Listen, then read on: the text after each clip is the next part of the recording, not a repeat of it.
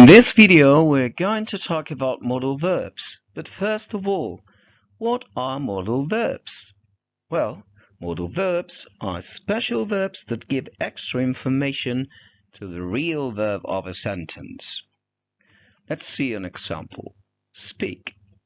Yes, as you know, hablar. Okay?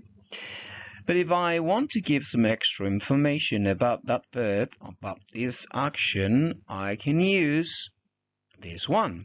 I can speak English. This extra information is about this verb. I know how to speak English. I can speak English. Yo puedo hablar inglés. Well, these kind of verbs that give extra information to the real verb of a sentence are called modal verbs in English. There are some modal verbs that express ability, like for example, yo sé tocar el piano, I can play piano. Yo podía subirme a un árbol cuando era joven, I could climb a tree when I was young. Serás capaz de hablar inglés en un año. You will be able to speak English in just 1 year. These three in green are the modal verbs that give extra information to the main verb of a sentence. And this is the structure. I can speak English. I can play piano. So you have to choose between saying yes, can, or no, can't. And if you want to ask somebody, this is the right structure. Can you play piano? Can you speak English? Talking about could, it is exactly the same. So could, it is the past of can. I couldn't speak English when I was 3 years old. And if I want to make a question, this is the correct order. And we get another option to express ability, and it is able to. I am able to speak English. I am able to climb a tree, which is more or less the same meaning that I can climb a tree. Ser capaz.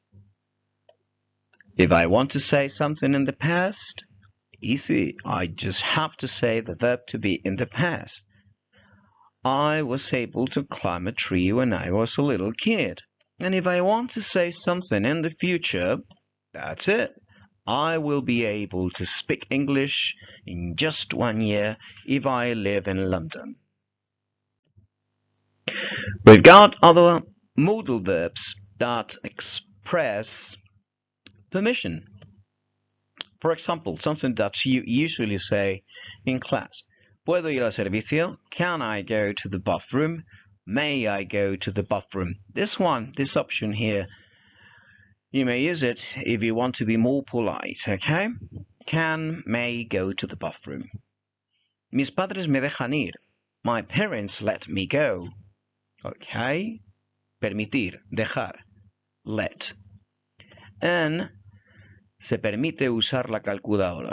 You are allowed to use the calculator. So let's see the structure. Can I go to the bathroom? Can I use the calculator? May, if you want to be more polite. And this is the answer. Yes, you can. No, you can't. Okay? Yes, you can go. Yes, you can use it. This verb needs a subject. Someone is going to let somebody do something. My parents let me go. Okay? My parents let me go to the disco. My parents let me arrive at 10 o'clock in the evening. And the last one, to be allowed to. Que te dejen hacer algo. I am allowed to arrive late at night, okay? A mí me dejan llegar tarde por la noche. We've got another bunch of modals that are going to express advice or criticism. Should. Deberías comer menos. You should eat less. You should study. You're giving an advice. Peter, Pedro debería ser más amable. Peter should be nicer. Okay, so you may use to give an advice and to criticize too. Peter should be nicer. So this is the structure we're going to use with should. You should study more. And here you get another option that is ought to, but nowadays it is not very used. Okay, so I would go for should instead of ought to, but you have to know it. And if I want to say no, easy, shouldn't. You shouldn't smoke, you shouldn't eat that much, or you oughtn't to, right? And as I have told you before, I go for shouldn't better than oughtn't to. There are some other verbs, modals, that express obligation. Like, for example, I have to. Tengo que estudiar un montón. I have to study a lot. And this expresses an external obligation. What's the meaning of that? I mean, there's something that makes me do that thing. All right, maybe I have some exams and this is the reason why I have to study. Maybe if I hadn't exams, I wouldn't do it, right? I must study more. Debo estudiar más. This is a personal obligation. I mean, I decide, I know that I have to do that. Not because I have got exams this week, just because I need to do it, okay? And I should study more. Yo debería estudiar más. I should study more. Okay, I have written that twice.